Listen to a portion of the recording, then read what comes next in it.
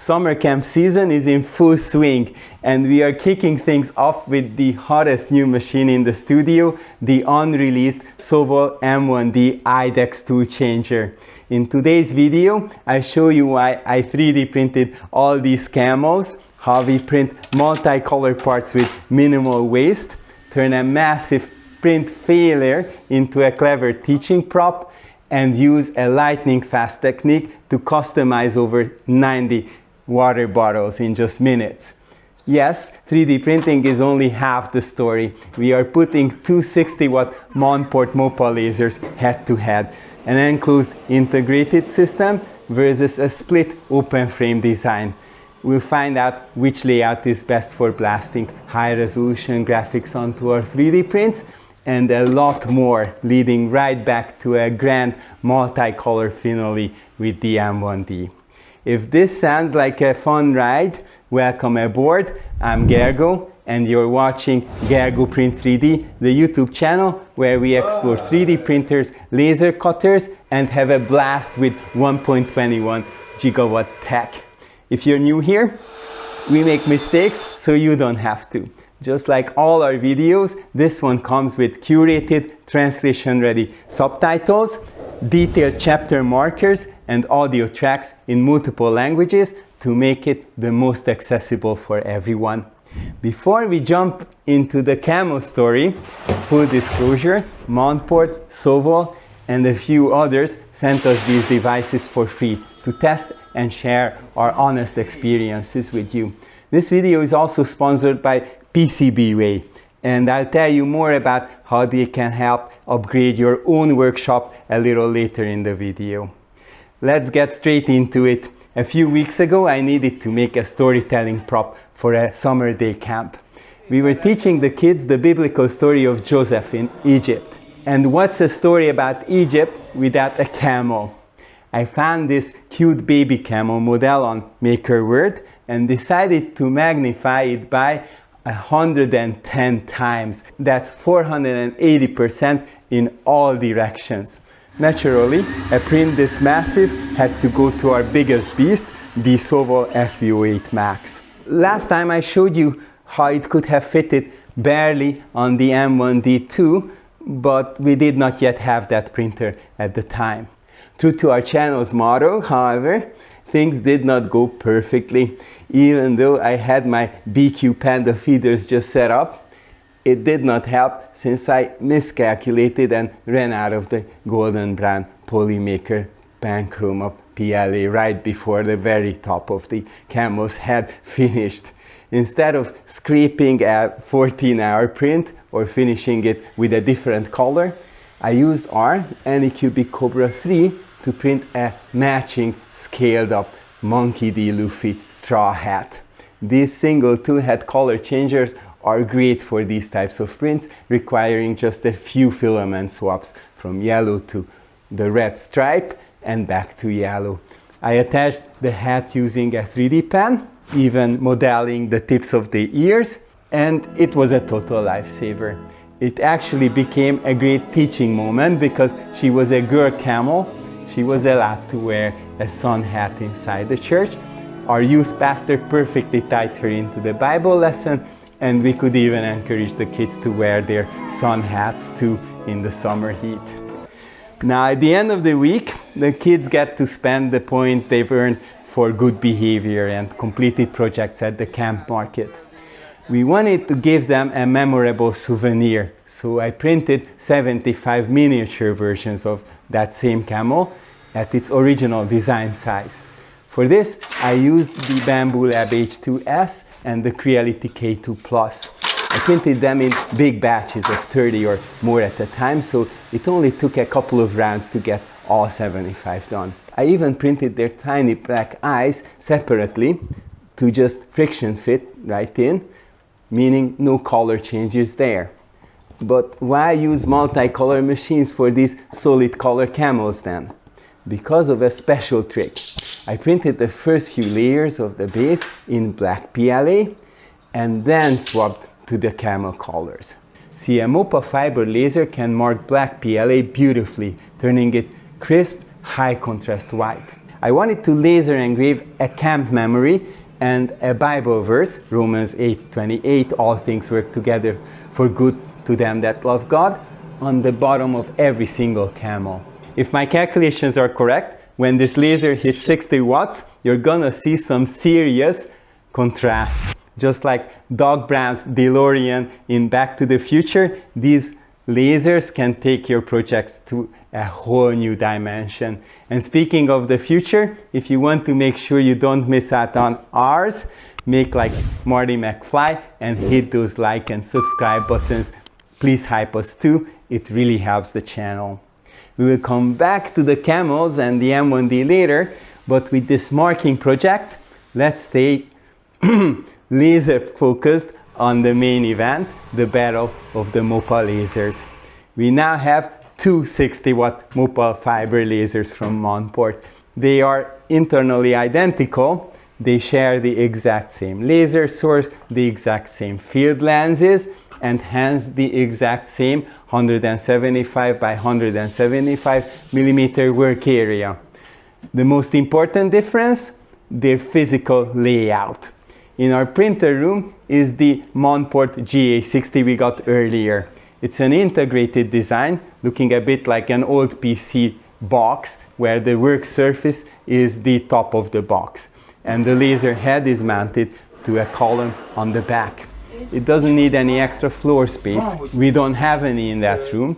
You might have seen our video about building a custom DIY enclosure for it out of election posters and laser-safe acrylic. In my office is the new Monport GPro 60. This is a split design. The heavy, noisy laser source sits down on the floor under my desk, and only the sleek work area and laser arm sits on top of the table. For fumes, I designed and 3D printed a custom extraction shroud that hugs the back of the work area, which you can also check out in a previous video. So which layout is better? It entirely depends on your workflow. Let's look at the GA60 first. Because I fully enclosed the integrated GA60, it is my absolute go-to for long jobs. For instance, 3D engraving brass coins. This process takes literally hours, as the laser does hundreds of passes to carve out a 3D relief. It's also perfect for engraving large 20 by 20 centimeter slate boards, which takes about an hour. A well-vented enclosure is essential here because slate dust can be toxic. With the enclosure closed and the fan running, the fume extraction is absolutely perfect here. Plus, I don't have to wear my laser safety glasses while I'm just in the room working with the 3D printers. Only when I'm looking directly at the progress through the protective glass, I wear my safety glasses too. I also use the enclosed GA60 to mark stainless steel spoons for couples retreats. To mark these in batches, we designed a simple custom jig in Fusion 360 back in the day and printed it on our blazing fast FS on S1 Pro. I can drop 8 spoons into the jig, hit start, and let it run for 30-40 minutes safely behind closed doors to get those deep, dark marks. But this enclosed GA60 has its drawbacks too. If you're doing fast, high volume batch jobs, lifting that tinted sliding door for every single item gets old very fast. Also, trying to see the red dot preview alignment through the dark tinted glass from an angle is incredibly frustrating. The GA60 does have built-in motorized autofocus, which is a premium feature in that machine, but honestly, we almost never use it. Levy 2 prefers manually aligning the two focusing red dots. And that is exactly why the split open frame GPro 60 was the hero of the Camel project. For those 75 baby camels, I needed speed and access. To hold the bottoms of these camels perfectly parallel with the focus plane, I had to come up with a jig for these two.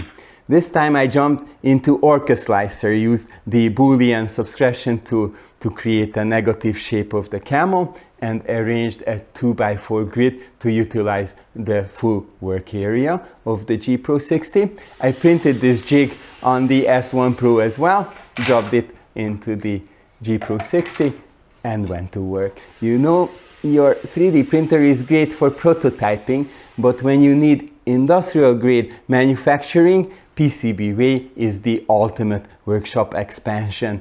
They offer advanced 3D printing in materials like resin, nylon or metal, alongside precision CNC machining, sheet metal fabrication, and of course their world-class custom printed circuit boards. You just upload your design files, get an instant quote, I love their speed, and professional grade parts arrive right at your door. Check the link in the description to bring your next big idea to life. Alright, back to the lasers. Because the GPro's work surface sits lower directly on the desk, the ergonomics are fantastic when you're sitting next to it. And the access, unbeatable.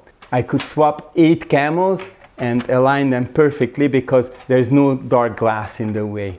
I could then trigger the laser using the included physical foot pedal. Leaving both of my hands completely free is a massive upgrade over the GA60, where you have to use one of your hands to physically press a button on the front panel to start the next item. And with this open access, engraving a full batch of 8 Camels in the jig took only about 2 minutes. The GPro 60 also has a much taller height range on the Z-axis using a manual crank, a built-in ruler on the column, and a locking mechanism so your focus doesn't drift. I just measure my object's height with a caliper, add the 184mm focal distance, and crank it perfectly into position. That ruler rules. It has the 2-dot focus assistant as well, but the ruler makes it even better. I wish though that the 0 point of the ruler was set at the focal distance, but adding 2 numbers is no hassle. Having the open GPro in my office is very practical. It's always at hand. I got into the habit of labeling all the different power bricks we get with the various devices so I can tell them apart later. I've just noticed this Sundu S2 dryer didn't have its brick marked. I put my name and the device it belongs to. Black plastic marks incredibly well using the settings on the screen.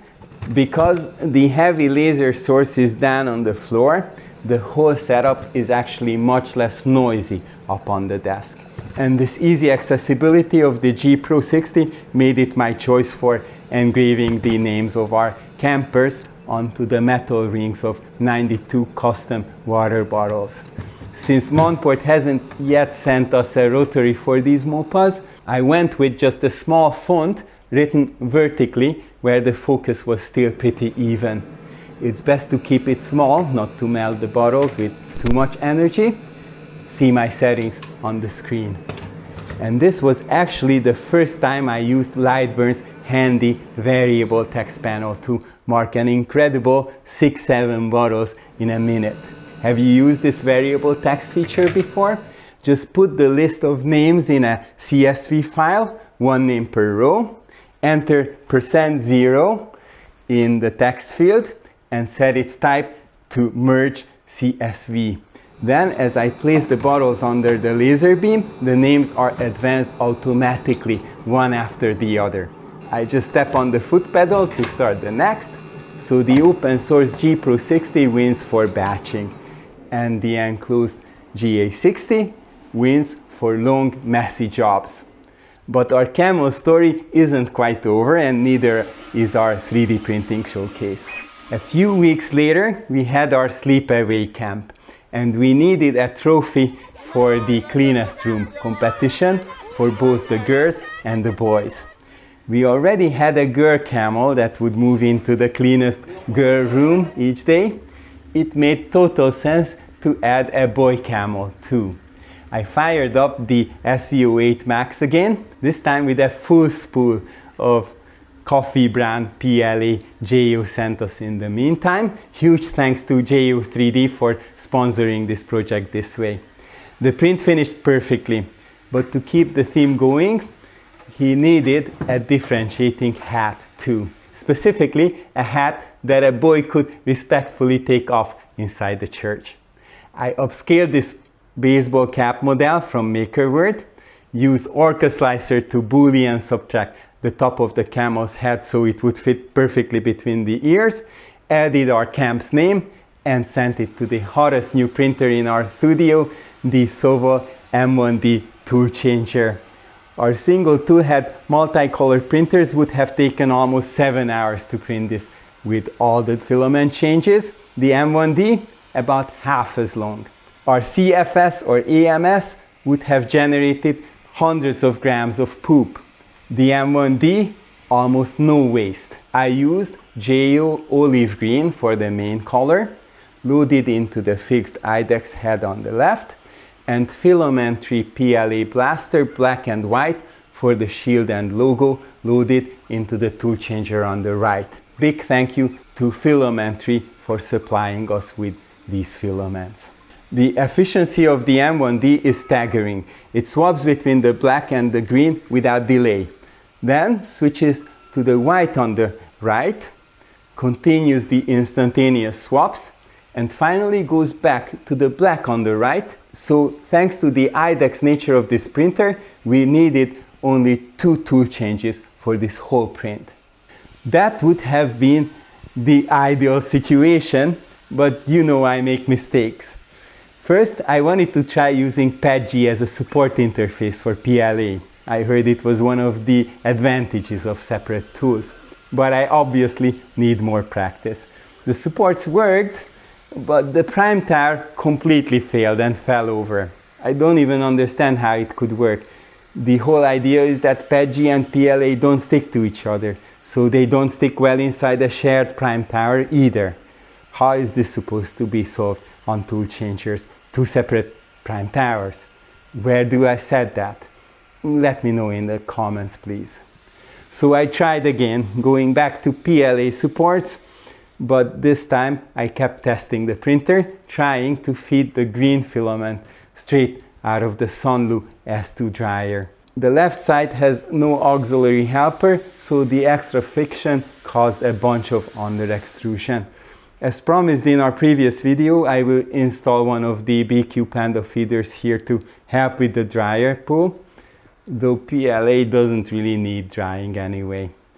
At this point, I ran out of time before the camp, so I ended up using this slightly beat up hat. To be honest, I think it turned out looking incredibly authentic for a regular boy's cap. But to show off what the M1D is truly capable of, so you don't think bad of this new printer, I now reprinted it using the same colors. Just look at this smooth surface quality and perfect alignment between the colors printed with the different tools. This entire project is the perfect example of why these technologies need each other. We utilize the massive volume of the SV08 MAX, the fast prototyping of the S1 Pro, the color changing tech of the K2+, H2S Cobra 3, and of course this newest M1D toolchanger, and brought it all to a professional finish level using the precision of Monport's MOPA fiber lasers. If you're thinking about upgrading your workshop with a fiber laser, Monport has some incredible deals on top of their already good prices. You can check out the integrated GA60 or the split GPro 60 using our affiliate links in the description below. Choose whichever layout fits your use case and workshop the best. In here for the M1D, we have a lot more dedicated videos planned, just like all the earlier Sovol printers, but you can encourage us to feature it more by using our link to back it on Kickstarter or purchase it later. It gives us a little commission without any extra cost to you. If you want to dive deeper into how I built the enclosure for the GA60 or the fume shroud for the GPro 60, I have dedicated videos for both of these projects linked in a playlist right here. And if you want to see the full review of this incredible M1D toolchanger, you can click right here. Either way, whether it's plastic or metal, go print 3D. Thank you for watching another Go Print 3D video all the way through. Great Scott, that's a wrap.